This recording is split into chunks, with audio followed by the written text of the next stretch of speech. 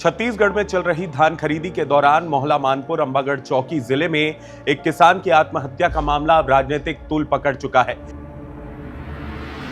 अब धान पटवारी के तो धान नहीं बेच सकस की और तुरंत फोन ला सुनिस और का कहते वो पर निकल गए और 20 तारीख के बाडी मिल गए।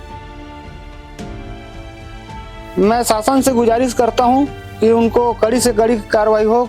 इसे लेकर अब कांग्रेस और प्रशासन आमने सामने आ गए हैं और दोनों की ही तरफ से अलग अलग दावे किए जा रहे हैं। एक तरफ तो कांग्रेस ने इसे धान खरीदी व्यवस्था की विफलता करार देते हुए राज्य सरकार पर गंभीर आरोप लगाए हैं। इस मामले में कांग्रेस संचार प्रमुख सुशील आनंद शुक्ला ने राज्य सरकार पर गंभीर आरोप लगाए हैं। उन्होंने कहा कि धान खरीदी केंद्र में किसान धान नहीं लिए जाने से बेहद परेशान था। किसान का टोकन कटने के बावजूद जब खरीदी केंद्र पर धान लेने से मना कर दिया गया तो वो मानसिक रूप से टूट गया और इसी कारण उसने आत्महत्या जैसा कदम उठाया। दूसरी तरफ प्रशासन ने इन आरोपों को सिरे से खारिज करते हुए आत्महत्या का कारण मानसिक तनाव और आर्थिक दबाव को बताया है। प्रशासन ने यह भी स्पष्ट किया कि किसान एमएमसी का निवासी था और उसने वहां लगभग 3 लाख रुपए का धान पहले ही बेच दिया था। इसके अलावा जिस व्यक्ति ने किसान का धान बेचा था उसने खेत की मालिक किसान की मां को 60,000 रुपए पहले ही दे दिए थे। यह खेत किसान की मां के नाम पर पंजीकृत था और भुगतान भी उन्हीं को किया गया था।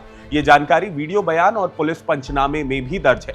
प्रशासन की तरफ से यह भी बताया गया है कि किसान को शराब की लत थी। पुलिस के अनुसार किसान के भाई ने इस संबंध में लिखित बयान भी दिया है जिसमें आत्महत्या को धान खरीदी से जोड़ने से इनकार किया गया है।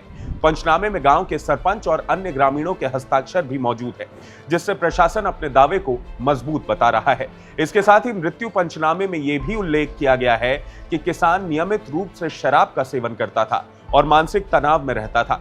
पुलिस रिकॉर्ड और परिजनों के लिखित बयानों के आधार पर प्रशासन का कहना है कि आत्महत्या का धान खरीदी से कोई डायरेक्ट कोरिलेशन नहीं है क्योंकि किसान 19 तारीख को दोपहर 12 बजे अपने घर से निकला था जबकि आत्महत्या की पुष्टि शाम के समय हुई।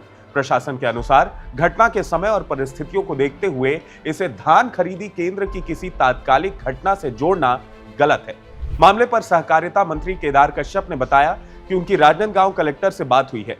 सुनिए उनका क्या कुछ कहना है। ये आरोप बिल्कुल गलत है। इस तरह की कोई घटना वास्तविक नहीं है।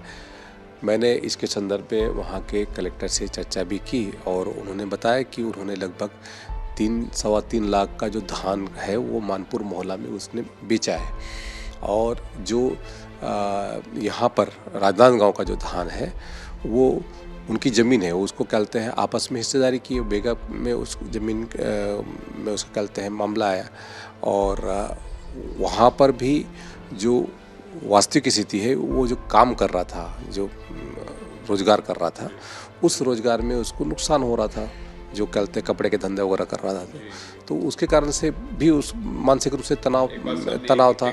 लेकिन ये कहना बिल्कुल गलत है कि सरकार के कारण से कहते हैं या धान खरीदी के कारण से उसने आत्महत्या की है। ऐसे में आप हमें कमेंट करके जरूर बताइए कि इस आत्महत्या के पीछे आप किसे दोषी मानते हैं, धान खरीदी में हो रही दिक्कतों को या उधार ना चुका पाने और शराब का सेवन करने को। नमस्कार।